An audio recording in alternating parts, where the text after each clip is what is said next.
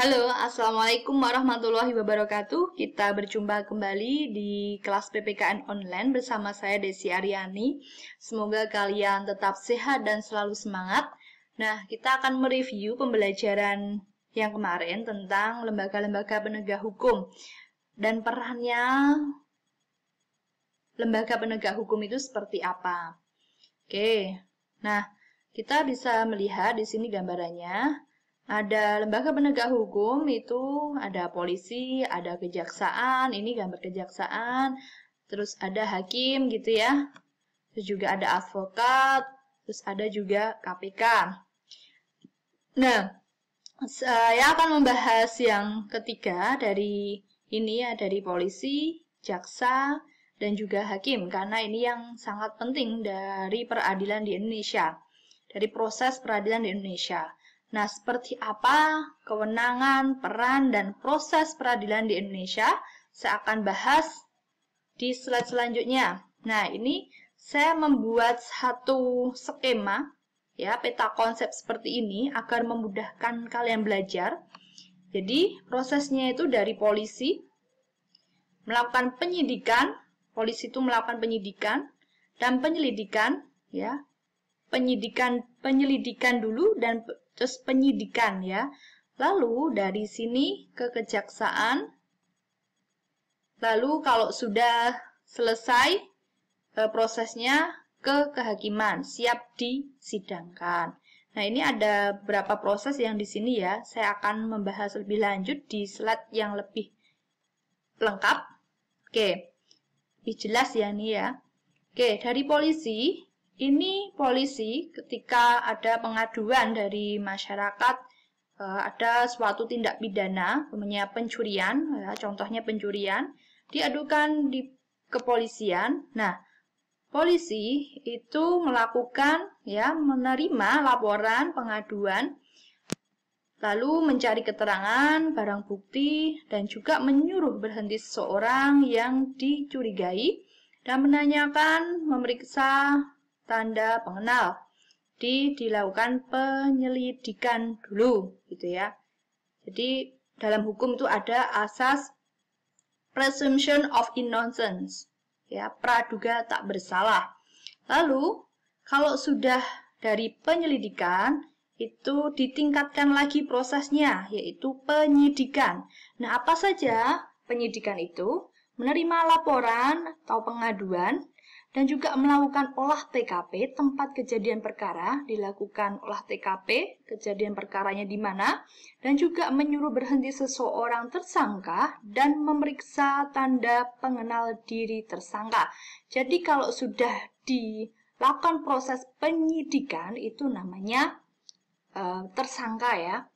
Dan juga melakukan penangkapan, penahanan, penggeledahan, penyitaan, memeriksa, dan penyitaan surat, melakukan sidik jari, dan memotret seseorang, dan memanggil, diperiksa sebagai tersangka atau saksi. Itu ya. Mendatangkan ahli juga untuk terkait dengan perkara itu, ada ahli yang bisa menjelaskan perkara itu, dan mengadakan penghentian penyidikan, tindakan lain, menurut hukum, diatur dalam pasal 7 ayat 1 Kitab Undang-Undang Hukum Acara Pidana ya, pidana. Tuh. Kalau perdata, kasus perdata ya, Kitab Undang-Undang Hukum Acara Perdata. Kalau ini pidana, Kitab Hukum Acara Pidana gitu ya. Nah, setelah berkas di sini dari penyidikan dilakukan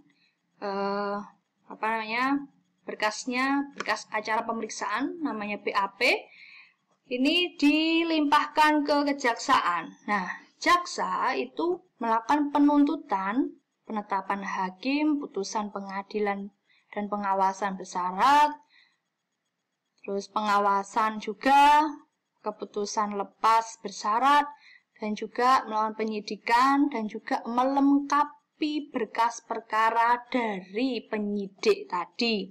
Nah, jadi jaksa itu melengkapi berkas perkara yang dari penyidik tadi. Apakah sudah lengkap atau belum? Nah, Kalau sudah lengkap bisa dilimpahkan ke pengadilan, yaitu nanti di kehakiman ya, di hakim ini.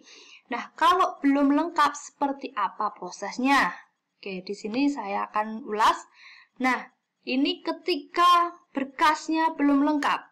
Dari penyidik, hasil penyidikan, lalu ke penuntut umum atau jaksa. Nah, dari sini hasil penyidikan yang belum lengkap dikembalikan ke penyidik. Nah, ini ya, dikembalikan ke penyidik. Lalu dari penyidik diolah lagi, ada saran dari jaksa, mungkin pasalnya atau perkaranya ini yang mana. Nah, itu ada saran dari jaksa. Nah, dilakukan lagi oleh penyidik, ditambah atau dikurangi seperti itu.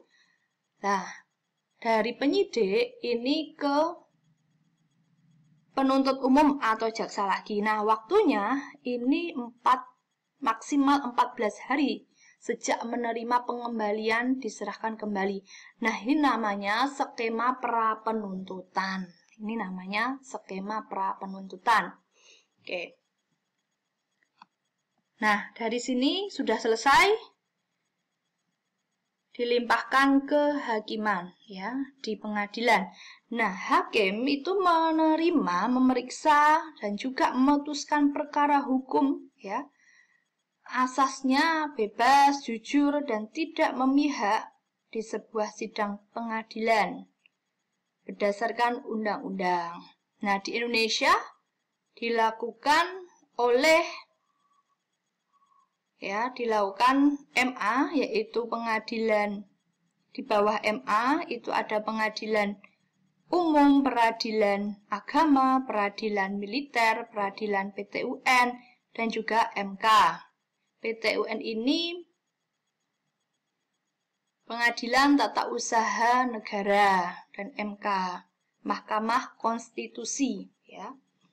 Nah, dari sini ya, dari jaksa ke sini itu ada prosesnya juga seperti ini.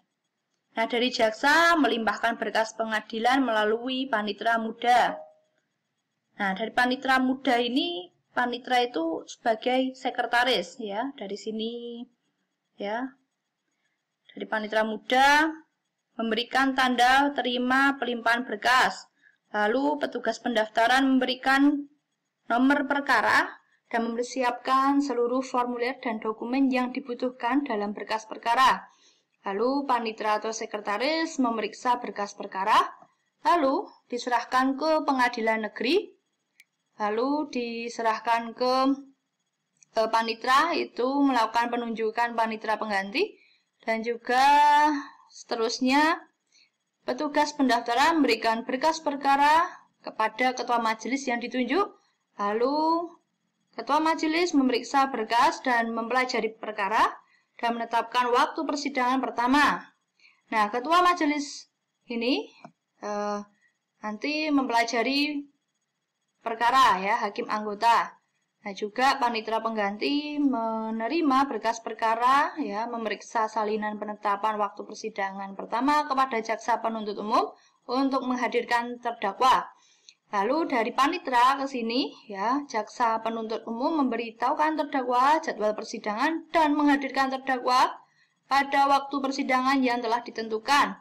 Lalu setelah ini ya, para pihak dihadirkan pada jadwal sidang yang telah ditentukan seperti itu ya. Oke, ini ke sini ya, dari jaksa ke hakim. Ini tadi prosesnya seperti ini ya.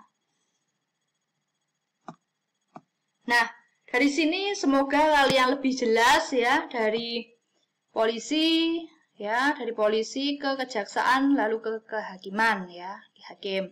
Polisi dilakukan penyelidikan dan penyidikan. Lalu kalau sudah berkasnya sudah selesai ke kejaksaan. Kalau kejaksaan sudah berkasnya lengkap, bisa diserahkan ke kehakiman yang siap disidangkan seperti itu.